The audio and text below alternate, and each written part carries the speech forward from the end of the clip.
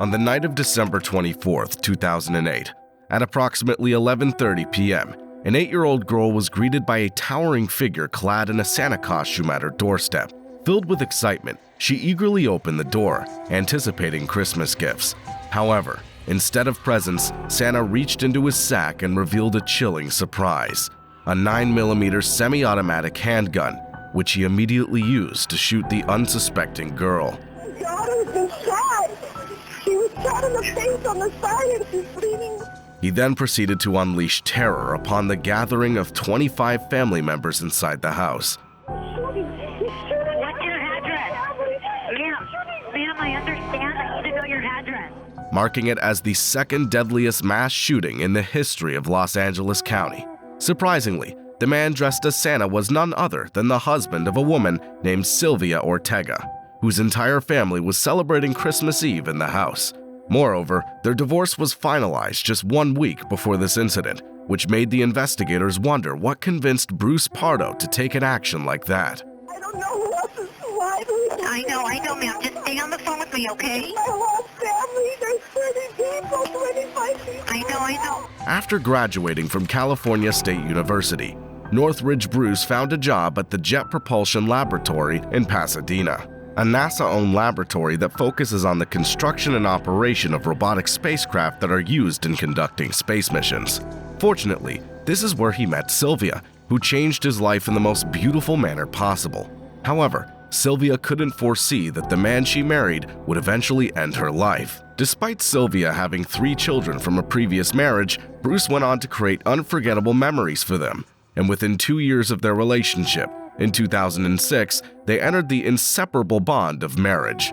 But this is where the actual suspense begins, because if you look at the timeline between their marriage and the horrifying incident that happened on Christmas Eve, there's a gap of just 2 years, a period during which newlywed couples learn to understand and enjoy their life together. However, within that 24-month period, Bruce not only divorced Sylvia but also became convinced to kill her entire family.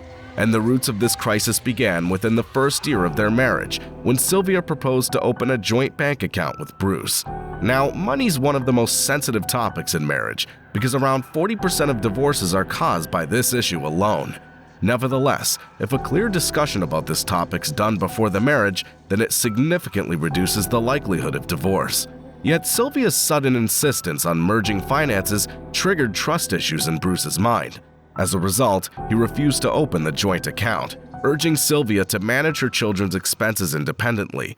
Soon, this decision spiraled into regular conflicts between the two, and by June 2008, they were standing in the court against each other. Within a few weeks of the proceedings, the court ordered Bruce to pay $1,785 as spousal support to Sylvia.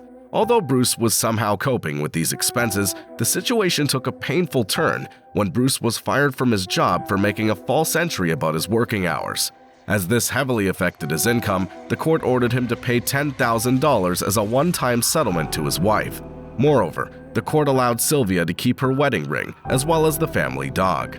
In response, Bruce contested this decision, questioning why he has to pay $10,000 while his ex-wife lavishly spends money on a luxury car, expensive restaurants, and is living with her parents rent-free.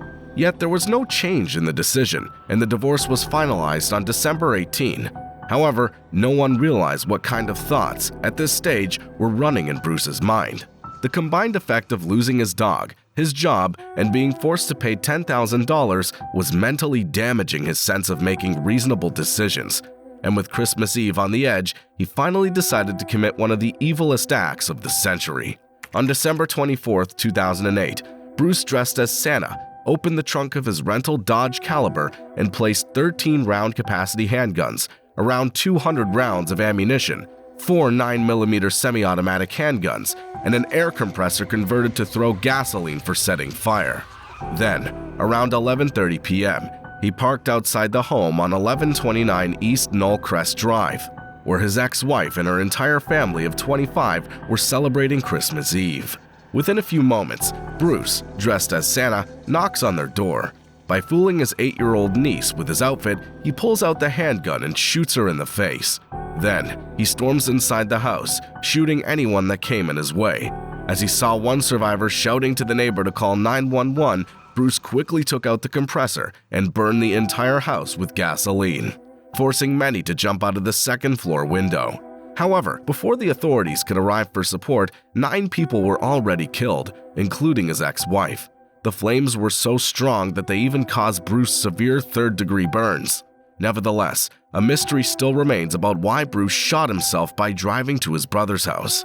Why was $17,000 of cash wrapped around his legs? And why, before this incident, did he buy an air ticket from Los Angeles to Illinois? So, what are your views about this horrifying massacre? Tell us in the comment section below. Don't forget to subscribe to our channel and press the like button if you like this video. Thank you so much for watching.